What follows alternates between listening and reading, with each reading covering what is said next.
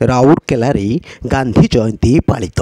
ରାଉରକେଲା ଜିଲ୍ଲା ସୂଚନା ଓ ଲୋକସମ୍ପର୍କ କାର୍ଯ୍ୟାଳୟ ଓ ରାଉରକେଲା ମହାନଗର ନିଗମ ପକ୍ଷରୁ ରାଉରକେଲାଠାରେ ଜାତିର ପିତା ମହାତ୍ମା ଗାନ୍ଧୀଙ୍କ ଜୟନ୍ତୀ ପାଳିତ ହୋଇଯାଇଛି। ଏହି ଅବସରରେ ଶାନ୍ତି ଶୋଭାଯାତ୍ରାରେ ମ୍ୟୁନିସିପାଲ କଲେଜ ଓ ସରକାରୀ ସ୍ୱୟଂଶାସିତ ମହାବିଦ୍ୟାଳୟର ଛାତ୍ରଛାତ୍ରୀଙ୍କ ସହିତ ସ୍ୱୟଂ ସହାୟକ ଗୋଷ୍ଠୀ ସ୍ୱଚ୍ଛ ସାଥୀମାନେ ଅଂଶଗ୍ରହଣ କରିଥିଲେ। ସ୍ଥାନୀୟ ସରକାରୀ ସ୍ୱୟଂଶାସିତ ମହାବିଦ୍ୟାଳୟର ସମ୍ମୁଖରୁ ଏହି ଶୋଭାଯାତ୍ରା ବାହାରି ପାନପୋଷ ଛକଠାରେ ପହଞ୍ଚିଥିଲା।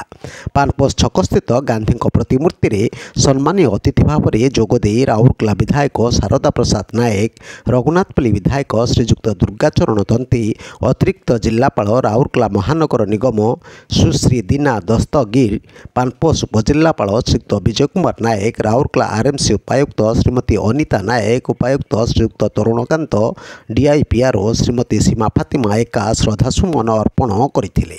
ସ୍ଥାନୀୟ କଳାକାରମାନଙ୍କ ଦ୍ୱାରା ରାମଧୁନ ଗାନ କରାଯାଇଥିଲା। ଏହି କାର୍ଯ୍ୟକ୍ରମ ପରିଚାଳନାରେ ଜିଲ୍ଲା ସୂଚନା ଲୋକସମ୍ପର୍କ କାର୍ଯ୍ୟାଳୟ ଓ ଆର୍ଏମ୍ସିର ଅଧିକାରୀ କର୍ମଚାରୀମାନେ ସହଯୋଗ କରିଥିଲେ।